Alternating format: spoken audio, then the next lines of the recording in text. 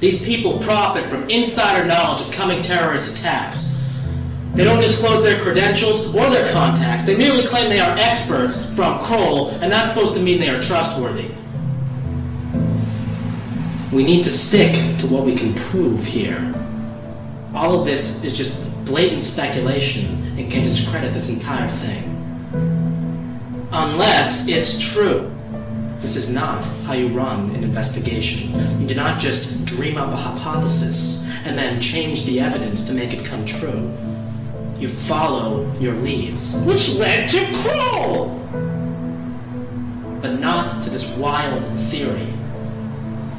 I'm sure that these counter-terrorists are involved somehow.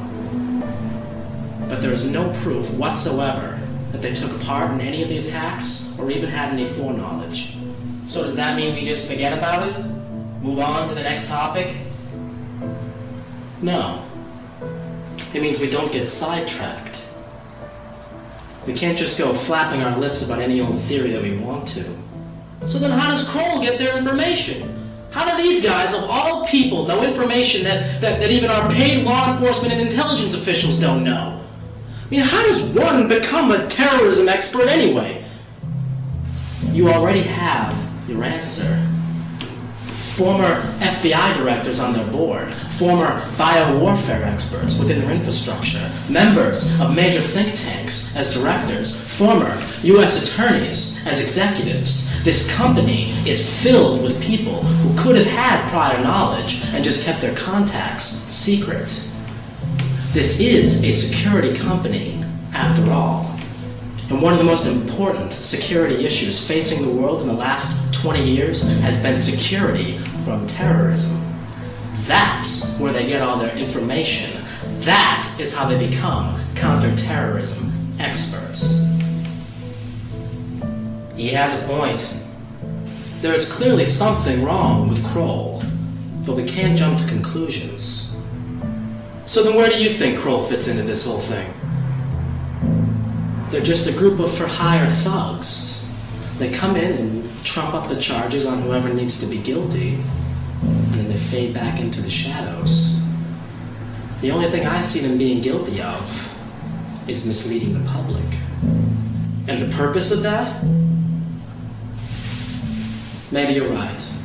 Maybe it is to cover up their crime. Or maybe it's so that people will hire them to secure their buildings. Maybe they take advantage of 9/11 the same way that Bush does. They take advantage of 9/11 for profit. Come on! Cherkasky is their CEO! It's obvious he's dirty! Obvious to us, yes. Look, Cherkasky takes us back to New York. Let's focus on that.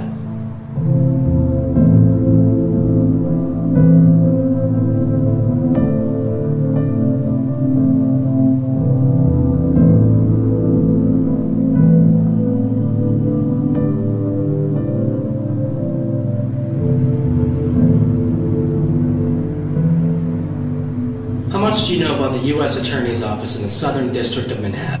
Not that much, although I'm sure they've been involved with the most high-profile cases in this country's history. Right, and it's time we went through that history. Louis Freeh spent his entire career in law enforcement in New York City before becoming FBI director.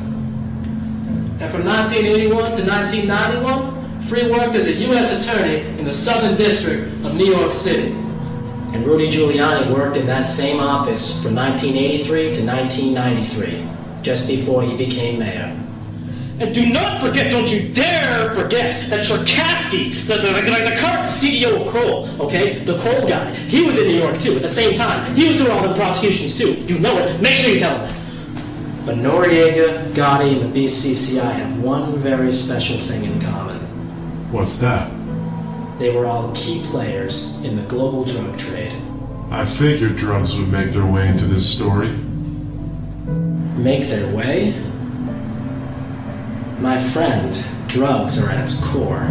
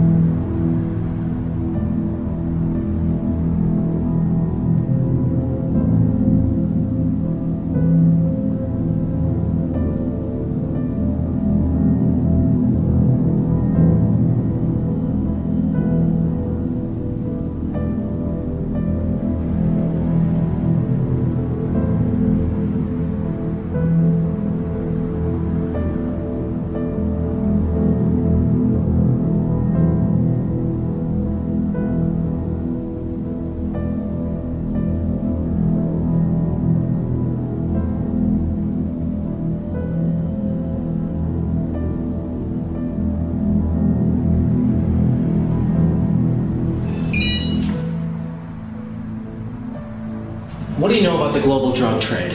Only what I read in the papers. Then you know nothing. This is covered with even less honesty in the mainstream press than 9/11 is. I've always assumed intelligence was involved. As usual, your assumption would be correct. The war between the Soviets and the Afghans ended in 1979. Meanwhile, the drug trade from Latin America was heating up, with significant assistance from the CIA. It started big time with the formation of the Medellin drug cartel in Colombia in 1978. Founded by Carlos Leader, the Ochoa brothers, and Pablo Escobar, the Medellin cartel operated by manufacturing the coca plant into cocaine and shipping it to the U.S.